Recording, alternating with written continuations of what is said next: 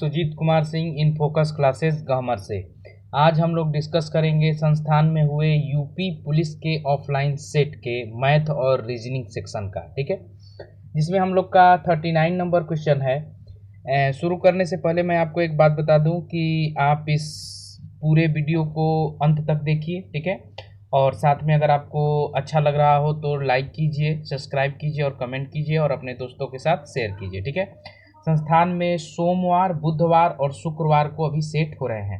सोमवार को UP police का, बुधवार को आरपीएफ का और शुक्रवार को सीआरपीएफ ट्रीटमेंट का सेट हो रहा है, ठीक है। और इसका डिस्कशन उसी दिन आपको ध्यान दीजिए ऑनलाइन अवेलेबल हो जाएगा, ठीक है। चलिए 39 नंबर क्वेश्चन हम लोग देखते हैं कि एक्स के पास बैंक खाते में 100.82 का शेष है।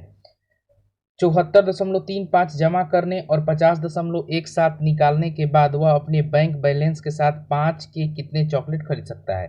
तो पहले तो जितना डाला है वो जोड़ देते हैं और जितना निकाला है वो घटा देते हैं, ठीक है।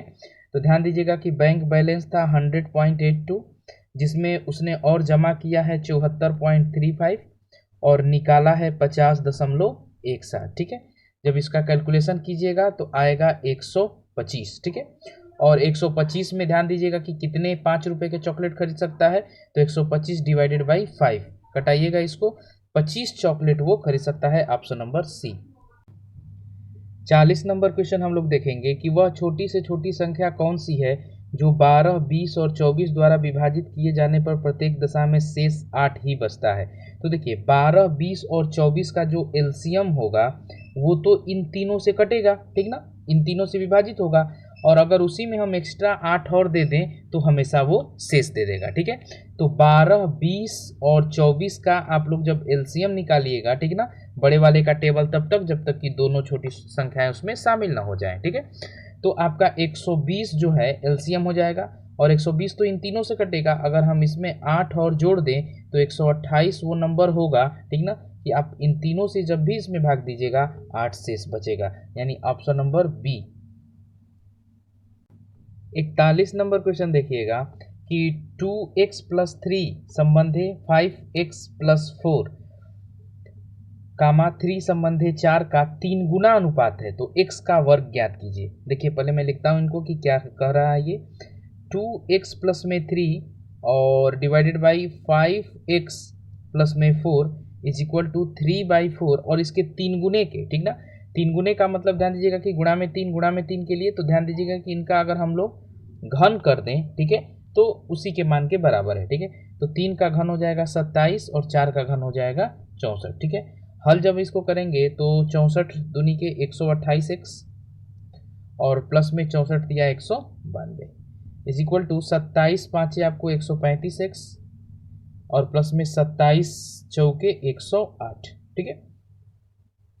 7x इज इक्वल टू हल कीजिएगा तो 84, यानी x बराबर आपका हो जाएगा 12 और 12 का स्क्वायर आपसे पूछ रहा है तो 144, ऑप्शन नंबर सी। 42 एक परीक्षा में एक छात्र ने 85% अंक प्राप्त किए, 4 विषयों में उसके अंक क्रमशः 79, 81, 88, 94 थे। 5वें विषय में अर्जित उसके अंक ज्ञात करें, ठीक ना। तो यहाँ पर उसको कम से कम ये देना चाहिए क्या कि मैक्सिमम नंबर कितने थे, नहीं दिया है तो एक अज्यूम करते हैं कि 100 नंबर के पेपर हुए होंगे, ठीक है। तो 100 नंबर के पेपर में अगर वो 85% नंबर पाया है तो ध्यान दीजिएगा कि 5 पेपर हैं उसके, तो सबसे पहले तो देखते हैं कि 500 का 85% उसने टोटल नंबर कितना गेन किया, ठीक है। तो 500 का आपको 85% आप निकालिएगा, ठीक है, तो हो जाएगा आपका 5 पचे 25, 2 8 5 40, 2 42, यानी 425 नंबर वो टोटल अर्जित किया है, ठीक है।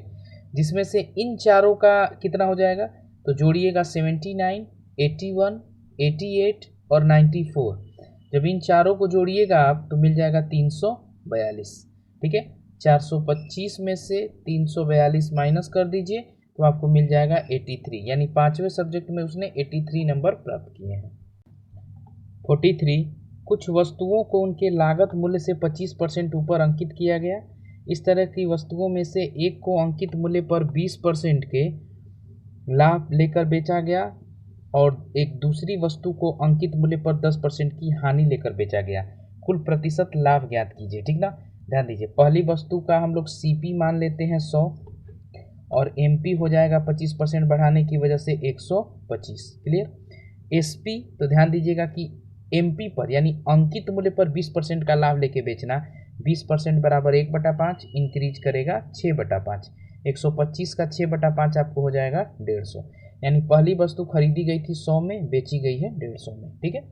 दूसरी वस्तु के लिए आएंगे तो इसका भी सीपी हम लोग 100 मान लेते हैं और इसको भी 25% बढ़ा के अंकित किया गया है, तो इसका भी एमपी हो जाएगा 125 और इसको 10% की हानि पर बेचा गया है यानी 9/10। ध्यान दीजिए कि जब इसको हल कीजिएगा तो आपको मिलेगा 112.5। यानी दोनों वस्तुओं का सीपी कितना 200 और दोनों वस्तुओं का एसपी कितना 262.5। ठीक है। अब देख लेते हैं कि टोटल हमारा लाभ कितना बढ़ा 62.5। कहाँ से 200 से गुणा में 100 से इसको कटा दीजिएगा 2 से 31.25। ठीक है। ऑप्शन नंबर हमारा हो जाएगा डी नंबर। 44 नंबर देखिएगा कि 30% और 10% की दो अनुक्रमिक छूट देने के बाद एक वस्तु 945 में बेची गई, वस्तु का लागत मूल्य ज्ञात कीजिए। ठीक ना। यानी कि 945 में जब वो बेची गई है दो क्रमिक छूट के बाद, तो 945 पहली छूट 30% की, तो ध्यान दीजिएगा कि पहला हो जाएगा 100/70 और दूसरा वाला हो जाएगा आपका ध्यान दीजिएगा कि 100/90। ठीक है। हल करेंगे तो हमको यहाँ से इसका सीपी मिलेगा, 2 शून्य से 100 को कटा दीजिए, 7 से इसको कटाइए एक बार में, 2 बचेगा ध्यान दीजिएगा कि 3 बार और 7 5 35 और 9 से कटाइएगा 15 बार में। ठीक है। यानी 1500 रुपया जो होगा उसका लागत मूल्य होगा। Option number B. 45 10% ब्याज पर 2 वर्षों की अवधि के लिए एक निश्चित मूलधन पर एसआई और सीआई से 1 रुपया कम है, मूलधन ज्ञात कीजिए। हम सबसे पहले ध्यान दीजिएगा कि रेट निकालेंगे तो 10% के हिसाब से एसआई का रेट हो जाएगा 10 गुणा में 2 यानी 20%, क्योंकि हर साल का एसआई बराबर होता है। और सीआई ध्यान दीजिए होगा R1 R2 से अगर निकालेंगे तो 10 + 10 10 इंटू में 10 डिवाइडेड बाई 100। ठीक ना, प्लस माइनस यानी 20 और यहाँ से आपको मिल जाएगा 1 यानी 21%। ठीक है, 21%। यानी सीआई और एसआई का डिफरेंस कितना, तो कहिएगा 1% और 1% बराबर है 1 के, तो 100% किसके बराबर, क्योंकि प्रिंसिपल हमारा 100%, तो 100% 100 के बराबर। यानी आंसर हो जाएगा ऑप्शन नंबर ए। 46 10% वार्षिक ब्याज दर पर 3 वर्ष के लिए 2000 के मूलधन पर सीआई और एसआई के बीच का अंतर ज्ञात कीजिए। ध्यान दीजिए सबसे पहले हम 3 साल का सीआई और एसआई का 10% से रेट निकालेंगे, तो ध्यान दीजिएगा एसआई हो जाएगा 10 गुणा में 3 बराबर 30%। और सीआई के लिए या तो आपको 10% के हिसाब से 3 साल का याद हो 33.1%, या अगर निकालना चाहें तो ध्यान दीजिए R1 R2 से निकाल सकते हैं। R1 R2 से एक बार 10 + 10 21% वाला और फिर 21 और 10 से, तो ध्यान दीजिए हो जाएगा आपका 33.1%। ठीक है। दोनों के बीच का अंतर कितना, तो 33.1% और माइनस में 30% इज इक्वल टू 3.1%। और अब सीधा ध्यान दीजिए 2000 का 3.1% यानी 3.1 डिवाइडेड बाई 100 निकाल देंगे, यही हमारा आंसर यानी 31 दूनी के 62, ऑप्शन नंबर बी। 47 नंबर 3 साझेदार एक्स वाई और जेड ने लाभ साझा किया। यदि कुल लाभ 3000 था, एक्स का हिस्सा जेड की तुलना में 400 कम और वाई का हिस्सा जेड की तुलना में 200 कम। हम देख रहे हैं कि दोनों का तुलना जेड से ही कर रहा है, तो जेड को ही हम मान लेते हैं ध्यान दीजिएगा कि ए। ठीक है। और एक्स का हिस्सा जो है जेड की तुलना में 400 कम है, यानी ध्यान दीजिएगा कि एक्स का हो जाएगा ए माइनस में 400। ठीक ना। एक्स का हिस्सा जेड की तुलना में 400 कम और वाई का हिस्सा जेड की तुलना में 200 कम, तो वाई का हो जाएगा a माइनस 200। ठीक है। इन तीनों का योग है हमारे पास 3000। ठीक है। हल करेंगे इसको तो 1 2 3 3a और साथ में ध्यान दीजिए मिल जाएगा -400 और -200 बराबर में 3000, यानी कि 3a बराबर 4 2 600 और 600 माइनस करेंगे तो 2400, यानी ए बराबर ध्यान दीजिए कितना 800। ठीक है। ए बराबर हो जाएगा हमारा 800। यहाँ ध्यान दीजिए थोड़ा सा गड़बड़ हुआ, ये माइनस को हमको ले जाके वहाँ प्लस करना है, हमने माइनस कर दिया है। ध्यान दीजिएगा कि यहाँ पर मिल जाएगा आपको 3A और -400 और -200 यानी कि माइनस में 600 और उधर जाएगा तो ये हो जाएगा 3600, यानी A बराबर 1200। ठीक है, यानी x का हिस्सा हो जाएगा 1200 - 400 800, y का हिस्सा हो जाएगा 1200 - 200 1000 और z का हिस्सा हो जाएगा 1200। आप रेशियो निकालिएगा, 2 शून्य से 2 शून्य, 4 2 से कटाइए 4 बार। ठीक है, 4 संबंधे 5 संबंधे 6, 4:5:6, ऑप्शन नंबर सी। 48 नंबर देखिएगा, एक परिवार में माता पिता और 3 बच्चे हैं। यदि माता पिता की औसत आयु 36 वर्ष, ठीक है, तो मदर और फादर की औसत आयु 36 है, तो टोटल आयु हो जाएगी 72। और 3 चिल्ड्रेन क्या, ध्यान दीजिए औसत आयु 10 है तो टोटल हो जाएगा 30, यानी टोटल 5 लोगों की टोटल आयु हो जाएगी 2, 7 3 10 यानी 102। और सभी का औसत आयु पूछ रहा है तो 102/5 यानी हो जाएगा 20.4, ऑप्शन नंबर बी। 49, 18 वस्तुएं 15 रुपए की औसत कीमत पर बेची गईं। 12 वस्तुओं की लागत कीमत प्रति वस्तु 16 थी। शेष 6 वस्तुओं में से प्रत्येक का लागत मूल्य ज्ञात करें यदि इस लेनदेन में नो प्रॉफिट नो लॉस हुए हों। तो सबसे पहले तो हम देख लेते हैं कि 18 वस्तुओं का टोटल एसपी कितना, सेलिंग प्राइस कितना, तो 18 गुणा में 15 बराबर 270, यानी कि ये 18 वस्तुएं 270 रुपये में बेची गई हैं। यानी अगर खरीदी भी 270 में गई होंगी तभी NPNL होगा, नो प्रॉफिट नो लॉस। ठीक है, तो देखते हैं पहले तो 12 वस्तुओं का CP हमको दिया हुआ है, तो 12 वस्तुओं की लागत कीमत प्रति वस्तु 16 थी, यानी 12 गुणा में 16 यानी 192। ठीक है, अभी 6 वस्तुएं बची हैं, तो 270 माइनस में 192 यानी हो जाएगा 78, यानी 6 वस्तुओं का ध्यान दीजिए कि जो CP रहा होगा वो 78, तो कितने रुपए में खरीदी गई होंगी, तो 78/6 यानी प्रत्येक 13 रुपए में खरीदी गई होंगी, option number C. 50 number, A किसी कार्य को 8 दिन में, B उसी कार्य को 12 दिन में, और C वह काम कितने दिन में पूरा कर सकता है यदि वो तीनों मिलके, यानी A + B और C मिलके इस कार्य को 3 दिन में पूरा करते हैं। ध्यान दीजिएगा कि इनका LCM जो हो जाएगा हमारा 24, यही हमारा टोटल वर्क, और इनकी क्षमताएं कितनी कितनी, तो ध्यान दीजिए A की क्षमता हो जाएगी 3, B की क्षमता हो जाएगी 2 और तीनों की एक साथ क्षमता हो जाएगी 8। ठीक ना, 8 3 के 24, यानी अगर मैं सिर्फ C की क्षमता निकालना चाहूँ तो ध्यान दीजिएगा कि 8 में से मैं A और B की क्षमता हटा दूंगा, यानी 3 2 5, यानी C की क्षमता हो जाएगी 3। और जब C सिर्फ इस कार्य को करने के लिए आएगा तो 24/3 यानी 8 दिन में इसको वो पूरी तरह कंप्लीट कर लेगा, ऑप्शन नंबर ए। 51 नंबर, यात्रा पर गए एक आदमी पहले 120 किमी 60 किमी प्रति घंटा की गति से और अगला 120 किमी 80 किमी प्रति घंटा की गति से तय करता है। ठीक है, यात्रा की औसत गति क्या है, हम देख रहे हैं कि दोनों स्थितियों में उसकी दूरी जो है, डिस्टेंस है बराबर, तो यहाँ पर हम सीधा फार्मूले का अप्लाई कर देंगे, यानी कि एवरेज स्पीड बराबर होता है 2 × में x × में y divided by x + y। ठीक है, हल करेंगे, 2 × में 60 गुणा में 80 और 80 और 60 को जब जोड़िएगा तो 140। ठीक है, इसको आप कटा दीजिए, 0 से 0 को हटा दीजिए, 2 से 7 बार में इसको हटा दीजिए। ठीक ना, और आगे बढ़िएगा तो आ जाएगा आपका 8 × 6 = 48, यानी कि 480 डिवाइडेड बाई 7 कटाइएगा तो 68.57 किमी प्रति घंटा आपका आंसर हो जाएगा, ऑप्शन नंबर बी। 52 नंबर, 2 कारों की गति का अनुपात 10:11 है, यानी हम कहें कि S1 संबंधे S2 जो है वो 10:11 है। ठीक है, यदि पहली कार 10 घंटे में 500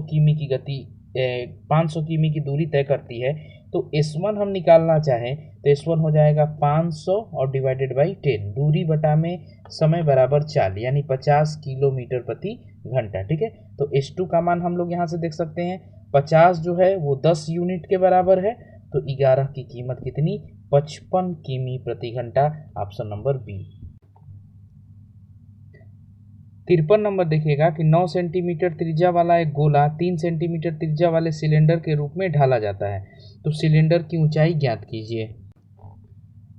यहाँ पर आप दो चित्र देख रहे होंगे, ये आपका गोला है, ठीक है, और ये आपका ध्यान दीजिएगा कि सिलेंडर है। ठीक है, तो ध्यान दीजिएगा कि जब भी किसी आकृति को किसी दूसरी आकृति में ढाला जाता है तो दोनों का आयतन जो होता है वो आपस में, जितना मटेरियल आप गोला को लगाने में बनाने में लगाए होंगे वही मटेरियल, उतना ही मटेरियल आपको इस सिलेंडर को बनाने में लगाना होगा। ठीक है ना, क्योंकि इसी को ढाल रहे हैं आप, इसका मटेरियल लेके ये बना रहे हैं। ठीक है, तो ध्यान दीजिएगा कि गोले का आयतन जो होता है वो होता है 4/3 पाई आर क्यूब। ठीक है, और यह आयतन बराबर हो जाएगा किसके, सिलेंडर के यानी बेलन के आयतन के बराबर पाई आर स्क्वायर एच के। ठीक है, आगे बढ़ते हैं हम लोग, मान पुट करेंगे। देखिए सबसे पहले तो आप पाई से पाई को कैंसिल कर दीजिए। ठीक है, और 4/3 इंटू में आर का क्यूब, तो आर का क्यूब ध्यान दीजिएगा कि गोले का आयतन जो गोले की जो त्रिज्या है वो 9 है, तो यहाँ पर 9 का क्यूब हो जाएगा।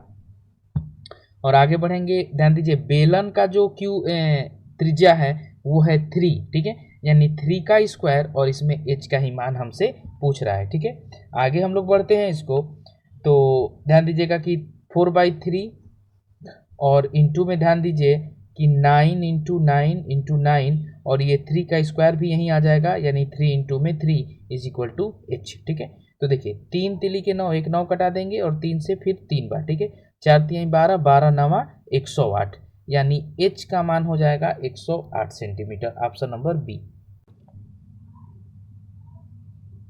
54 नंबर, 6 से विभाजित सबसे छोटी 4 अंकों वाली संख्या के अंकों का योग और 11 से विभाजित सबसे छोटी 5 अंकों वाली संख्या का योग का गुणनफल ज्ञात करें। क्लियर, तो आइए सबसे पहले तो देखते हैं कि 4 अंकों की सबसे छोटी संख्या कौन, तो वो हो जाएगा हमारा 1000। ठीक है, और 1000 से जस्ट कोई ऊपर नंबर जो 6 से विभाजित हो, तो देखिए 6 से विभाजित होने के लिए जो संख्याएं 2 और 3 से विभाजित हो जाए वो संख्याएं 6 से भी विभाजित हो जाएंगी।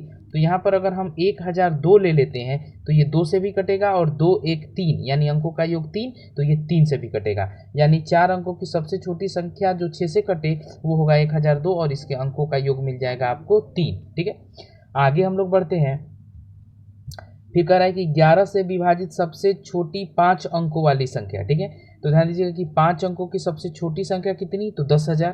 ठीक है, और 10,000 में आगे हम लोग बढ़ेंगे कि 11 से कटे भी, तो 11 से कटने के लिए हम लोग नियम जानते हैं कि सम स्थानों का योग और विषम स्थानों के अंकों के योग का डिफरेंस या तो 0 हो जाए या तो 11 से कट जाए। ठीक है, तो यहाँ पर ध्यान दीजिएगा कि 1 0 0 ये विषम स्थान हम ले रहे हैं, और यहाँ पर ले लिए 1। ठीक है, यानी कि पहला तीसरा और पांचवा स्थान का योग तो कितना हो रहा है, 1।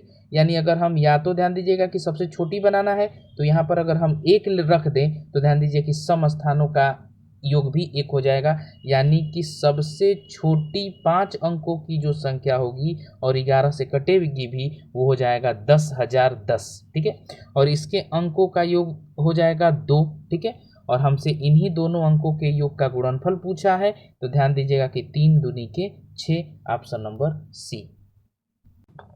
55, सबसे बड़ी 5 अंकों की संख्या और सबसे छोटी 4 अंकों की संख्या के बीच का अंतर।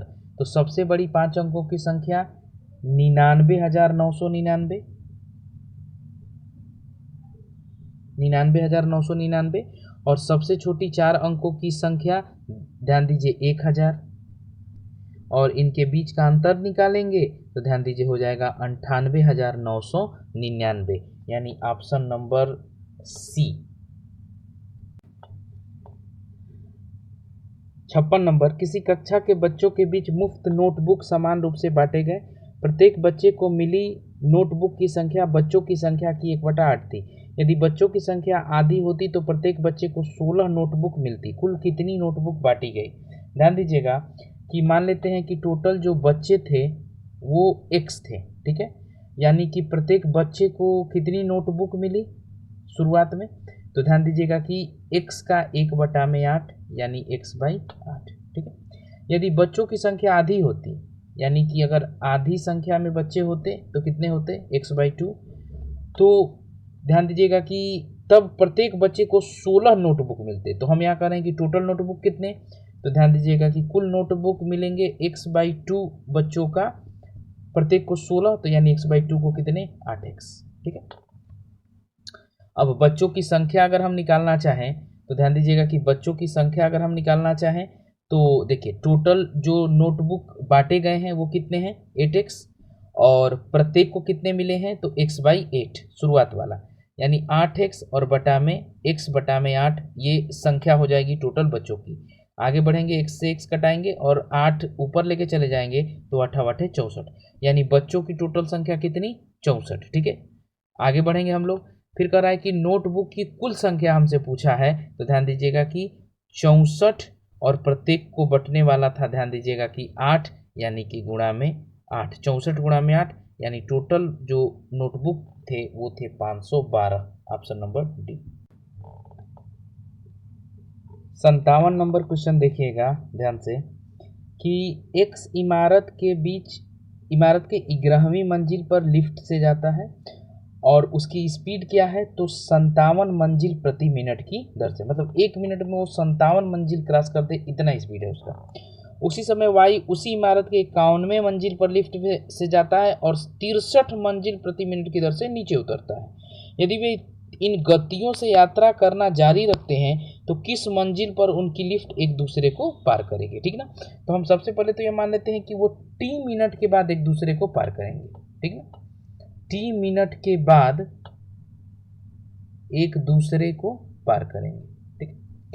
आगे बढ़ते हैं, पहला की गति ध्यान दीजिए कितनी, तो हम S1 मानते हैं कि 57 मंजिल प्रति मिनट, ठीक है। और S2 हमारा कितना है, ध्यान दीजिएगा कि 63 मंजिल प्रति मिनट, ठीक। और ये देखिए कि x और y के मध्य कुल कितने मंजिल होंगे आपको, तो ध्यान दीजिएगा कि x 11वीं पर है और y जो है वो 51 पर है, तो इनके बीच जो मंजिलों की संख्या होगी वो हो जाएगी इन दोनों का अंतर, यानी 40 मंजिल इन दोनों के बीच में, ठीक है। यानी ये 40 मंजिल एक दूसरे का क्रॉस कर दें तो ध्यान दीजिएगा कि वो एक दूसरे से मिलेंगे। तो दोनों क्या कर रहे हैं कि एक ऊपर से नीचे आ रहा है और नीचे से ऊपर जा रहा है, यानी विपरीत दिशाओं में ये यात्रा कर रहे हैं, यानी यहाँ पर क्या स्थिति होगी कि चालें इनकी जुटेंगी, ठीक ना। तो ध्यान दीजिएगा कि चाल है 57 मीटर प्रति मिनट और 63 मंजिल प्रति मिनट, ठीक है। तो पहला वाला भी t मिनट ही गया है और दूसरा वाला भी t मिनट ही गया है, और दोनों मिलके कितना मंजिल कवर करेंगे, तो 40 मंजिल। तो ध्यान दीजिएगा कि 57 मंजिल प्रति मिनट, 57 मंजिल प्रति मिनट, तो ध्यान दीजिएगा कि t मिनट में कितना, तो 57 गुणा में t, और साथ में 63 मंजिल प्रति मिनट, तो t मिनट में कितना मंजिल, इंटू में t। और इन दोनों के द्वारा देखिए चाल गुणा में समय, यानी ये दोनों मिलके टोटल कितना मंजिल तय करेंगे, तो वो तय करेंगे 40, ठीक है। यानी मैं यहाँ से t निकालना चाहूँ तो 120t बराबर 40, यानी t बराबर 1/3 मिनट, यानी वे 1/3 मिनट के बाद आपस में मिलेंगे, ठीक है। तो पहली लिफ्ट के द्वारा 1/3 मिनट में चली गई दूरी कितनी होगी, मतलब कितने मंजिल, तो ध्यान दीजिएगा कि S1 हमारा 57 मंजिल प्रति मिनट है और 1/3 मिनट में कितना, तो 57 गुणा में 1/3, यानी कि यह 19 मंजिल जो है ध्यान दीजिएगा क्रॉस करेगा। और किस मंजिल पर है, 11वीं मंजिल पर है, तो 11 मंजिल से जब वो नीचे की तरफ ध्यान दीजिए 11वीं मंजिल से जब वो ऊपर की तरफ 19 मंजिल जाएगा, तो ध्यान दीजिएगा कि 11 प्लस में 19, यानी 30वीं मंजिल पर वे एक दूसरे से आपस में मिलेंगे, ऑप्शन नंबर बी।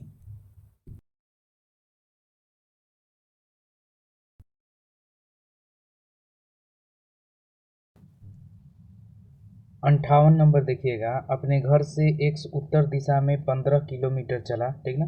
मान लीजिएगा कि ये उसका घर है x का, और x उत्तर दिशा में 15 किलोमीटर चला, ठीक है। फिर वह अपने पूरब की ओर मुड़ गया, पूरब की ओर मुड़ा दीजिए, मुड़ गया और आगे 10 किलोमीटर गया, ठीक है। फिर वह दक्षिण की तरफ मुड़ा और 5 किलोमीटर दक्षिण की तरफ, ठीक है। आगे 5 किमी गया, अंत में वह पश्चिम की ओर मुड़ता है और आगे 10 किलोमीटर चलता है, ठीक है। तो पश्चिम की तरफ मुड़ेगा और 10 किलोमीटर चलेगा, तो ध्यान दीजिएगा कि वो इस पॉइंट पर आ जाएगा, ठीक है। 10 किमी गया। अब वह अपने घर के संदर्भ में किस दिशा में है, तो देखिए उसका घर है यहाँ और वो अभी है यहाँ, यानी वो अपने घर के संदर्भ में उत्तर दिशा में होगा, option number A. 59 number question है आपका कि 4 किमी चलने के बाद एक्स दाहिनी की तरफ मुड़ गया और आगे 3 किमी चला, इसके बाद वह बाईं ओर मुड़ा और आगे 5 किमी चला, अंत में वह उत्तर की ओर बढ़ रहा है। उसने किस दिशा में यात्रा शुरू की थी? जब प्रारंभिक दिशा नहीं दी गई होती है तो हम किसी भी दिशा में शुरुआत कर देते हैं और लास्ट वाली दिशा को प्रश्न की दिशा से तुलना करके अपना जवाब देते हैं। तो जैसे हमको यहाँ नहीं पता है कि वह किस दिशा में चलता है, तो हम लोग एक अप्रोक्स ये मानते हैं कि वो उत्तर दिशा की तरफ बढ़ रहा है, ठीक ना। तो ये है उसका स्टार्टिंग पॉइंट और यहाँ से वह 4 किमी चलने के बाद एक्स दाहिने मुड़ जाता है, तो 4 किलोमीटर पहले चला दीजिए, ठीक है। उसके बाद वो दाहिने मुड़ेगा तो इधर बढ़ेगा, दाहिने मुड़ गया और 3 किलोमीटर चला, इसके बाद वह बाईं ओर मुड़ा और आगे 5 किलोमीटर चला, ठीक ना। तो बाईं ओर मुड़ के यानी ऊपर की तरफ मुड़ के 5 किलोमीटर चला, अंत में वह उत्तर की ओर बढ़ रहा है, ठीक ना। तो ध्यान दीजिए कि हम लोग भी उत्तर की ओर बढ़ रहे हैं और उस जो प्रश्न में बोला है वो भी उत्तर की तरफ बढ़ रहा है, यानी हम लोगों ने शुरुआत में सही दिशा अपनाया था। तो उसने पूछ रहा है कि उसने किस दिशा में यात्रा शुरू की थी, उसने उत्तर दिशा में यात्रा शुरू की थी, ऑप्शन नंबर ए। 60 नंबर देखिएगा, ए घर से निकलकर 10 किमी उत्तर की ओर गया, फिर दाहिने ओर मुड़कर, ध्यान दीजिएगा ये उसका स्टार्टिंग पॉइंट है। ये अपने घर से निकलकर 10 किलोमीटर उत्तर की तरफ गया और फिर दाहिने ओर मुड़कर 5 किलोमीटर गया और फिर दाहिने मुड़कर 10 किलोमीटर यानी वापस आएगा, ध्यान दीजिए कि 10 किलोमीटर, ठीक है।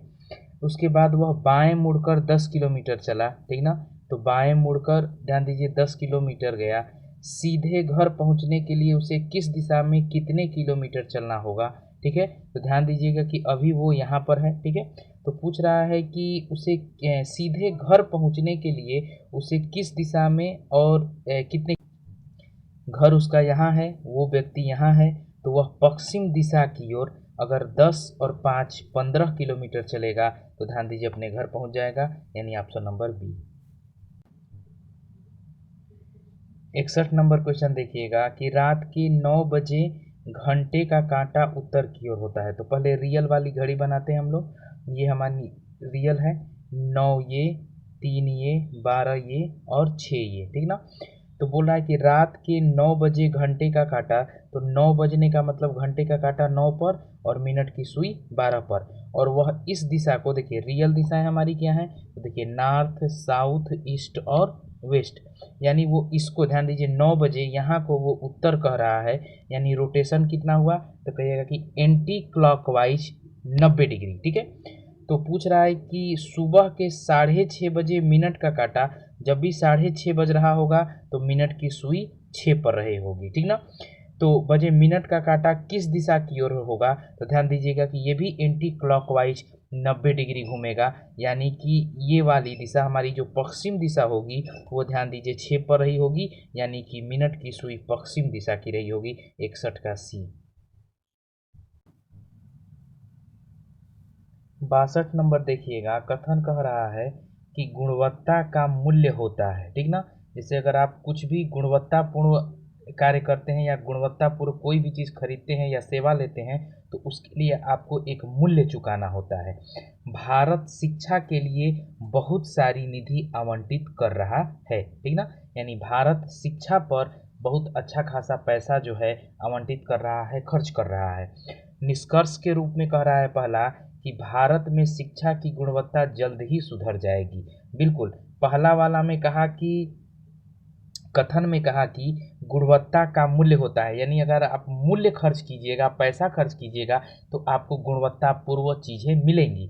और भारत शिक्षा के ऊपर अगर ध्यान दीजिए बहुत सारी निधि बहुत सारा पैसा खर्च कर रहा है, तो सीधा वाजिब बात है कि भारत की शिक्षा का स्तर जल्द ही सुधर जाएगा। यानी ऑप्शन नंबर ए निष्कर्ष 1 सही है। 2 नंबर कह रहा है कि अकेले वित्त पोषण शिक्षा की गुणवत्ता में वृद्धि कर सकता है। इसका मतलब पहले समझिए, कह रहा है कि अगर सिर्फ हम पैसा खर्च कर दें तो शिक्षा की गुणवत्ता में वृद्धि की जा सकती है। ऐसा नहीं है, सिर्फ पैसा खर्च करके आप किसी को पढ़ा नहीं सकते, किसी का ध्यान दीजिएगा कि पढ़ाई लिखाई में मन नहीं लगा सकते। इसलिए निष्कर्ष 2 नंबर आपका गलत है, 1 नंबर सही है, option number A. 63 number question देखिएगा। कथन कह रहा है कि क्या राज्य द्वारा संचालित लॉटरी को बंद कर दिया जाना चाहिए, और इसके फेवर में तर्क मांग रहा है। तो पहला तर्क है कि नहीं, सरकार को राजस्व प्राप्त नहीं होगा। सही बात है। ध्यान दीजिए कि लॉटरी पर टैक्स अच्छे खासे मिल जाते हैं, तो अगर लॉटरी को संचालन करना राज्य बंद कर देगा तो उसे जो राजस्व प्राप्त हो रहा है, ध्यान दीजिए, वो बंद हो जाएगा। तो पहला वाला सही है। दूसरा तर्क ये कह रहा है कि हाँ, सरकार को जुए को बढ़ावा नहीं देना चाहिए। ये भी तर्क सही है। ध्यान दीजिएगा कि जब सरकार ही गलत चीज़ों को प्रमोट करेगी तो फिर आम जनता पर उसका गलत ही प्रभाव पड़ेगा। तो इसलिए यहाँ पर मैं कहूँगा कि दोनों तर्क सही है, ऑप्शन नंबर सी। कथन है कि एक्स द्वारा लिखी गई सभी पुस्तकें पाठ्य पुस्तकें हैं। यानी एक लेखक है और उसने जितनी भी पुस्तकें लिखी हैं वो सभी के सभी पाठ्य पुस्तकें हैं। कथन 2, उनकी कुछ पुस्तकें एबीसी पब्लिकेशंस कंपनी द्वारा प्रकाशित की गई हैं। ये दोनों कथन हो गए हमारे निष्कर्ष के रूप में। पहला है कि एबीसी प्रकाशन कंपनी केवल पाठ्य पुस्तकें प्रकाशित करती है। ऐसा कैसे कर सकते हैं आप? एक्स की कुछ पुस्तकें प्रिंट करने से, ध्यान दीजिए, ये साबित नहीं हो जाएगा कि एबीसी पब्लिकेशन केवल जो है पाठ्य पुस्तकें प्रकाशित करता है। पहला वाला गलत होगा, ठीक ना। निष्कर्ष 2, एक्स द्वारा लिखी गई कुछ पाठ्य पुस्तकों को एबीसी पब्लिकेशन कंपनी के अलावा अन्य प्रकाशकों द्वारा प्रकाशित किया गया है। तो बिल्कुल सही है कि एक्स, ध्यान दीजिएगा कि एक्स की कुछ पुस्तकें ही एबीसी पब्लिकेशन अगर प्रकाशित करती हैं तो बाकी की जो कुछ बचेंगी वो किसी न किसी और पब्लिकेशन के द्वारा प्रकाशित की जाएंगी। इसलिए दूसरा नंबर हमारा सही है। तीसरा number, ABC publication company x द्वारा लिखे गए कुछ महत्वपूर्ण सिद्धांतों को प्रकाशित करती है। ऐसा कोई भी कथन में चर्चा नहीं है कि महत्वपूर्ण सिद्धांतों को करती है कि क्या पब्लिकेशन करती है, ठीक ना। तो यहाँ पर निष्कर्ष हमारा जो होगा वो सिर्फ 2 सही होगा, यानी कि ऑप्शन नंबर बी हमारा सही हो जाएगा। 65 नंबर क्वेश्चन देखिए। निम्नलिखित शब्दों में से किस शब्द के अक्षर अंग्रेजी वर्णमाला क्रमानुसार हैं, ठीक ना। तो ध्यान दीजिएगा कि अल्फ़ाबेटिकल ऑर्डर में तो BELI के पहले आना चाहिए, ये नहीं होगा। CEA सबसे पहले आना चाहिए, ये नहीं होगा। सी नंबर BEEFY यानी सी नंबर ऑप्शन जो है हमारा सही है। इसमें अल्फ़ाबेटिकल ऑर्डर में सारे वर्ण लिखे गए हैं। 66 नंबर देखिएगा। नाइटिंगेल शब्द के अक्षरों द्वारा कौन सा शब्द का गठन नहीं किया जा सकता है, ठीक ना। तो हम यहाँ पर देख रहे हैं, देखिए LIGHT, यल भी है, IBGHT, ठीक है। थिंग THING, T है, H है, I है, N है, G है, ये भी बन जाएगा। एंगल ANGLE, A है, N है, G है, यल है, E है, ये भी बन जाएगा। ईगल EAGLE, तो ध्यान दीजिए E है, A है, G है, L है और E, यानी 2 E इसमें चाहिए और हमको नाइटिंगेल में सिर्फ एक E मिल रहा है, यानी 66 का D नंबर हमारा सही है, ठीक है। दर्जन में 12 होते हैं तो स्कोर में ध्यान दीजिए कि 20 कहा जाता है, 20 का स्कोर, ठीक ना।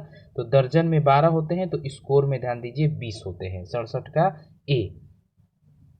ठेकेदार इमारत बनाता है तो ध्यान दीजिएगा मोची जो है वो जूता बनाता है। 69 देखिएगा कि A का संबंध D से है, यानी A 1 है तो D 4, B 2 है तो A 8, यानी कि कर रहा है गुणा में 4 गुणा में 4, यानी D 4 है तो 4 चौके 16 यानी P, और E 5 है तो 5 चौके 20 T, यानी 69 का ध्यान दीजिए B नंबर आपका आंसर हो जाएगा। 70 देखिएगा MAGIC, ठीक ना। तो M का संबंध है N से यानी +1, ए का संबंध है सी से +2, जी का संबंध है जे से +3, यानी ऑपरेशन कर रहा है +1 +2 +3 +4 प्लस में 5। तो 70 का आपका आंसर हो जाएगा ए नंबर ऑप्शन। ठीक है, लुप्त संख्या को ज्ञात कीजिए। तो 11 3 14, 14 5 19, 19 और 7 26, यानी यहाँ पर जोड़ कितना रहा है सब में, तो +3 प्लस में 5 प्लस में 7 प्लस में 9 प्लस में 11। ठीक ना, तो 35 में 11 जोड़िएगा, ऑप्शन मिल जाएगा 46। 72 नंबर ध्यान दीजिएगा कि श्रृंखला में लुप्त संख्या x और y ज्ञात करें और y माइनस एक्स का मान बताएं। ठीक ना, तो जैसे श्रृंखला क्या है, 10 30 20 x 50 150 और y। ठीक है, ऑपरेशन देखिएगा, देखिए 10 गुणा में 3 तो 30, और 30 में -10 कीजिएगा तो 20। इसी प्रकार अगला में 20 गुणा में 3 कीजिएगा तो 60, और 60 में -10 कीजिएगा तो 50, यानी x की कीमत मिल जाएगी 60। आगे बढ़ेंगे, 50 गुणा में 3 150, और माइनस में 10 कीजिएगा तो y का मान मिल जाएगा 140। y माइनस एक्स यानी 140 माइनस में 60 बराबर हो जाएगा 80, option number B. 73 number question देखिएगा कि संख्याओं का वह जोड़ी ज्ञात करें जो इस पैटर्न को उपयुक्त है। तो देखिए अल्टरनेट है, एक एक को छोड़ के 15 2 17, 17 2 19, 19 2 21, तो 21 और 2 मिल जाएगा आपको 23। ठीक है, आगे बढ़ते हैं, 28 में से 3 कम कीजिएगा 25, 25 में 3 कम कीजिएगा 22, 22 में 3 कम कीजिएगा 19, 19 में 3 कम कीजिएगा 16, यानी option number C. 74 number question देखिएगा, दिए गए विकल्पों में से कौन सी श्रृंखला का तर्क निम्न श्रृंखला के तर्क के समान है। ठीक ना, तो डी सी ए एक्स टी। ठीक है, तो डी में से -1 कीजिएगा तो सी मिलेगा, सी में -2 कीजिएगा तो ए मिलेगा, ए में -3 कीजिएगा तो x मिलेगा, और x में -4 कीजिएगा तो t मिलेगा। ठीक है ना, तो इस तरीके का ऑपरेशन आपको ऑप्शन नंबर डी में मिल जाएगा, जिसमें कि w में -1 करने पर v, -2 करने पर t, -3 करने पर q और -4 करने पर m। ठीक है, 75 नंबर देखिएगा, एक फिर एक अक्षर छोड़ के फिर 3, फिर 2 अक्षर छोड़ के 5, तो एकदम लास्ट में आ जाएगा 1 2 3, 3 2 5, 5 2 7। ठीक है, बाकी वर्णमाला में आपस में ही दो, बी का 2, डी का 4, एफ का 6, तो 2 4 6 8 10 12 14 16 18, इसका मतलब होगा 20 22 और 24, यानी 75 का option number C. 76 number question देखिएगा कि एस टी आर यू। ठीक है, और 2 ठो खाली जगह। ठीक है, तो एस का संबंध है आर से, ठीक है, -1, आर का संबंध होगा, ध्यान दीजिए आगे, क्यू से -1। ठीक है, तो यहाँ पर हो जाएगा क्यू। टी का संबंध है यू से यानी +1, और यू का संबंध हो जाएगा +1 में भी से, यानी कि क्यू और भी आपके answer option number D. 77 number 77 देखिएगा कि किसी विशेष कूट में प्लस को 6 2 7 5, ATAM को 48 13, तो इसमें देखिए सेम कोडेड है, जैसे P का कोड 6 है, L का 2 है, U का 7 है, S का 5 है, A का 4 है, T का 8 है, इस तरीके से कोडेड है। तो PALM का कोड ध्यान दीजिए हो जाएगा, P का कोड हो जाएगा 6, A का कोड हो जाएगा 4, L का 2 और M का 3, यानी 64 23, ऑप्शन नंबर ए। ध्यान दीजिएगा 78 नंबर में चिन्हों को बदलना है, तो चिन्ह को बदलने के बाद हम लोग ऑपरेशन लिखेंगे, तो होगा 4 गुणा में 2 प्लस 9 भागा 3 माइनस में 6। हल करेंगे, ध्यान दीजिए इसको, तो 4 दूनी के 8, और प्लस में 9 में 3 से भाग दीजिएगा तो 3, और माइनस में 6, 8 और 3 11, 11 में से 6 कटाइएगा, ऑप्शन नंबर ए 5 हो जाएगा आंसर। ठीक है, 79 नंबर क्वेश्चन देखिएगा, NAUGSTY को MZFTSGB ऐसे कूटबद्ध किया गया है, मतलब विपरीत अक्षर, N का विपरीत M, A का Z, U का F, इस तरीके से विपरीत। तो L का ध्यान दीजिए विपरीत हो जाएगा O, I का विपरीत हो जाएगा R, और ध्यान दीजिए E का हो जाएगा V, ORB, option number D. 80 number question देखिएगा कि देखिए जहाँ एट द रेट रखा लगा रहेगा उसमें पहला वाला व्यक्ति दूसरे वाले का पुत्र होगा। हैशटैग जहाँ लगा रहेगा उसमें पहला वाला व्यक्ति यानी ए बी का भाई होगा। स्टार जहाँ लगा रहेगा वहाँ पहला वाला व्यक्ति दूसरे वाले की माँ होगी। और उसी के अनुसार पूछ रहा है कि P at the rate Q star R hashtag S का क्या अर्थ है। तो ध्यान दीजिएगा कि एट द रेट का मतलब है पहला वाला व्यक्ति दूसरे वाले का पुत्र, यानी यहाँ हम कह सकते हैं कि पी जो है वो क्यू का पुत्र है। ठीक है, आगे बढ़ेंगे। स्टार बता रहा है कि ए बी की माँ है, यानी कि क्यू जो है वो आर की माँ है। तो ध्यान दीजिएगा कि वो आर जो है पी का भाई या बहन होगा। और आर हैशटैग एस हैशटैग बताता है कि ए बी का भाई है, यानी आर एस का जो है भाई है। ठीक है, आगे बढ़ते हैं। क्या अर्थ बता रहा है, तो देखिए पी एस का भाई है, पी एस का भाई है, एकदम सही है। ठीक ना, तो 80 का आपका ए ही सही हो जाएगा, आगे चेक भी नहीं करेंगे। ठीक है, 81 नंबर क्वेश्चन आप देखिएगा।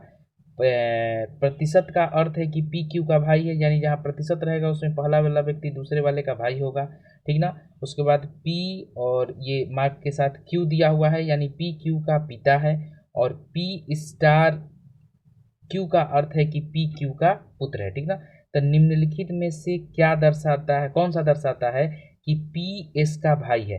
तो सबसे पहले तो पी एस का भाई है, तो एक बात फिक्स है कि पी को पुरुष होना पड़ेगा। ठीक है, तो जिसमें अगर पी का रिलेशन महिला वाला बनेगा उस ऑप्शन को हम लोग काट के हटा देंगे। ठीक ना, बाकी हम लोग यहाँ देख रहे हैं कि किसी में भी महिला वाला कोई रिलेशन दिया ही नहीं है। ठीक ना, तो ध्यान दीजिए, चेक करना पड़ेगा सबको। तो 81 में जब आप बारी बारी से सबको चेक कीजिएगा, जैसे ऑप्शन नंबर ए हम लेते हैं, तो ध्यान दीजिएगा कि पी और एस के बीच संबंध, तो परसेंटेज का अर्थ है कि भाई, यानी यहाँ पर आर जो है वो एस का भाई हो जाएगा। ठीक ना, एक्सक्लामेटरी का ये जो साइन है, ठीक ना, कि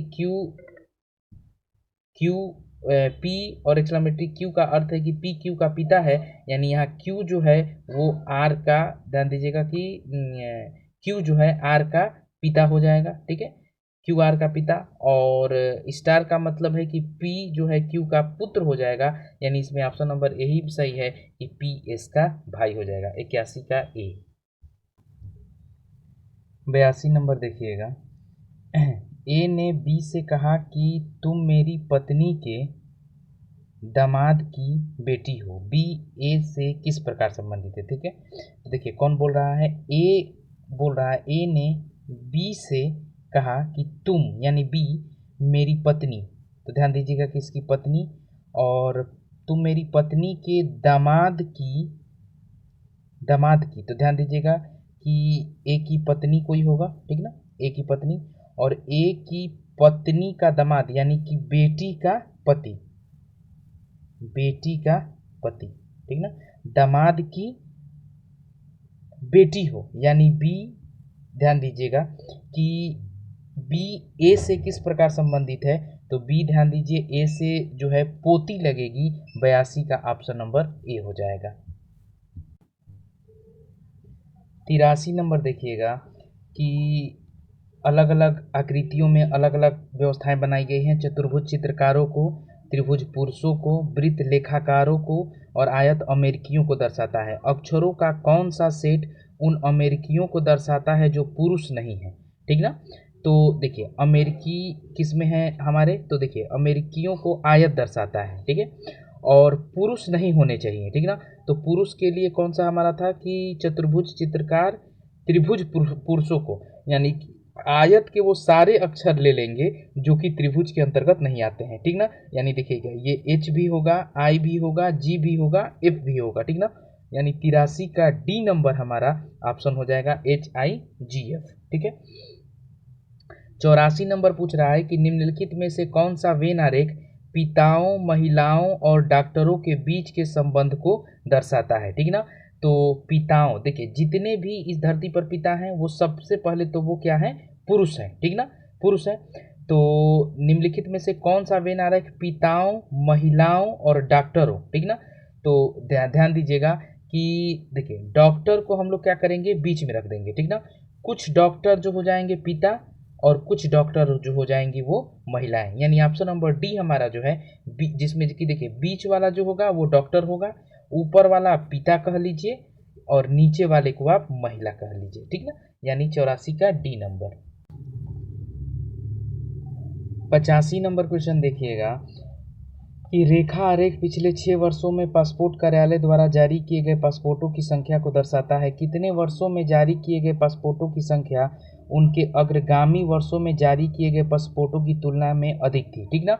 तो अग्रगामी का मतलब होता है, ध्यान दीजिएगा कि आगे आने वाला, ठीक ना, अग्र में आगे आने वाला।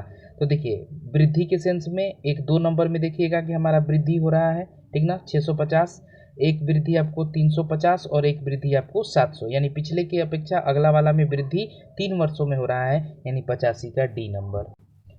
86 नंबर में है कि शहर देश ए से देश एफ के जनसंख्या घनत्व का अनुपात क्या है। तो ध्यान दीजिएगा कि ए का आपका 50 है और एफ का आपका 150 है, ठीक ना, यानी कि 50 से कटाएंगे तो 1:3 का अनुपात बनेगा, option number D. 87 number D I, ध्यान से समझिएगा। पाई चार्ट एक किसी व्यवसाय में 4 भागीदारों द्वारा किए गए निवेश को लाख रुपए में दिखाता है। निवेश का मतलब कि चारों भागीदार ने कितने कितने रुपए लगाए हैं ये बता रहा है, पाई चार्ट एक यानी ये वाला। और पाई चार्ट दो प्रत्येक साझेदार द्वारा व्यवसाय के लिए किए गए कार्य घंटों की संख्या को दिखाता है, ठीक ना, यानी कि पाई चार्ट 2 आपको बताता है कि प्रत्येक साझेदार ने व्यापार में कितने कितने घंटे कार्य किए हैं, ठीक है। इस कारोबार में 24 लाख का लाभ अर्जित किया। इस लाभ का आधा हिस्सा निवेशकों के अनुपात में 4 भागीदारों के बीच वितरित किया जाता है, ठीक ना। तो देखिए 24 लाख में, देखिए 24 लाख का आधा हिस्सा 12 लाख और आधा हिस्सा 12 लाख, तो 12 लाख जो है ये पाई चार्ट एक के अनुसार यानी उनके द्वारा निवेश किए गए अनुसार बटेगा, और आधा 12 लाख जो है उनके द्वारा किए गए घंटे के हिसाब से बटेगा। और हमसे पूछ रहा है कि डी को कितना रुपया प्राप्त होगा। तो देखिए 12 लाख में सबसे पहले डी को मिल जाएगा 20/100 पाई चार्ट एक से, ठीक है। और उसके बाद इस 12 लाख में से डी को मिल जाएगा 17/100, ठीक है ना। आगे हम बढ़ते हैं, देखिए यहाँ से 1 शून्य से 1 शून्य कटा दीजिए, 12 दूनी के 24, तो 24 का मतलब 2.4, ठीक है। और यहाँ पर आइएगा तो ध्यान दीजिए 17 दूनी के 34 को 4 3, 17 एकम 17 और 3 20 और 2 अंक पर दशमलव यानी 2.04, जब इसको हम लोग जोड़ेंगे तो 4.44, यानी option number A. 88 number question में कौन सा शब्द अन्य शब्दों से अलग है। तो ध्यान दीजिएगा कि पेपर यहाँ पर अलग है, क्योंकि पेन, क्रेयॉन और पेंसिल ये तीनों पेपर पर लिखने के लिए इस्तेमाल होते हैं।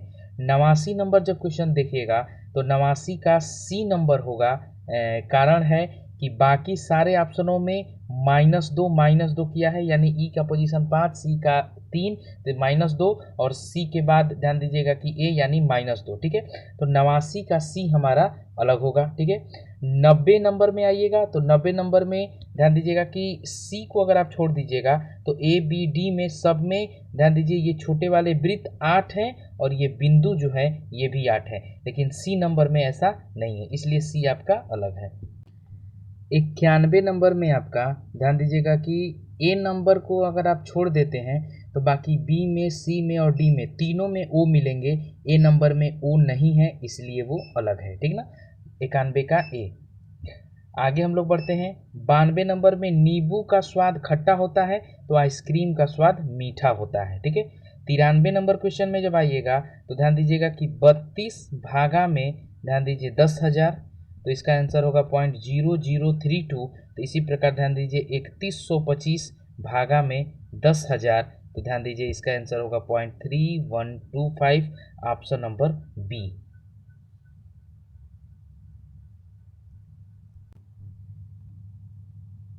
94 नंबर देखिएगा कि दी गई उत्तर आकृति में उस एक का चयन करें जिसमें प्रश्न आकृति निहित है। तो ध्यान दीजिएगा कि 94 जो है प्रश्न नंबर ए में, ठीक ना। 94 का अगर आप प्रश्न नंबर 1 देखें, देखिए यहाँ से ऐसे, फिर ऐसे, फिर ऐसे, फिर ऐसे, फिर ऐसे, ठीक ना, यानी 94 के ए में ये आकृति शामिल है। 95 नंबर देखिएगा कि कौन सी उत्तराकृति प्रश्नाकृति में दी गई पैटर्न को पूरा करेगी? तो ध्यान दीजिए इस खाली स्थान पर अगर आप सी नंबर वाले को ले आके रख देते हैं, ध्यान दीजिए, तो ये आपका सही होगा, यानी 95 का सी आपका सही है। 96 नंबर में ध्यान दीजिए निम्नलिखित में से कौन सी उत्तराकृति के पैटर्न को प्रश्नाकृति बनाने के लिए जोड़ा जाएगा? तो देखिए इसमें तो सबसे पहले आप ये भी कर सकते हैं कि आप इसमें देख लीजिए कितने कॉलम हैं, जैसे 1 2 3 4, फिर 1 2 3 इस तरीके से गिन के, तो जिसमें से पूरा होता है एक पैटर्न ये। लेकिन आप देखिएगा कभी कभार 2 या 3 में उतने ही दे देते हैं, ठीक है। तो इसमें देखिए आप ए नंबर को अगर आप उठाते हैं तो आप 96 नंबर की आकृति को पूरा कर सकते हैं। जैसे ये वाली आकृति आपको मिल जाएगी यहाँ पर, ठीक है। इसके बाद ध्यान दीजिएगा कि ये वाली आकृति है, ये आपको मिल जाएगी यहाँ पर, ठीक है।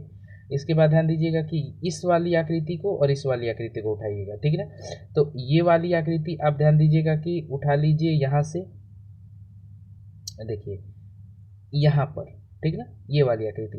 और बाकी शेष वाला जो बचा है तो लंबवत आप इसको यहाँ से उठाइएगा तो 3 नंबर आपका मिल जाएगा, ठीक है। यानी 96 का ए नंबर आपका सही है। 97 नंबर देखिएगा कि एक पासा का प्रसारित दिया हुआ है, ठीक ना। तो इसको जैसे कवर करिएगा, मतलब मोड़िएगा तो कौन सा पासा नहीं बनाया जा सकता है। तो देखिए इसका एक नियम होता है कि किसी भी पासे का आप 3 सतह दे सकते हैं और जो सतह दिखाई देगा उसका विपरीत सतह दिखाई नहीं देता है। यानी अगर आप ये देखिएगा तो ये दिखाई नहीं देगा, ये देखिएगा तो ध्यान दीजिए ये दिखाई नहीं देगा, और अगर ये स्टार वाला देखिएगा तो वृत्त वाला दिखाई नहीं देगा, ठीक ना।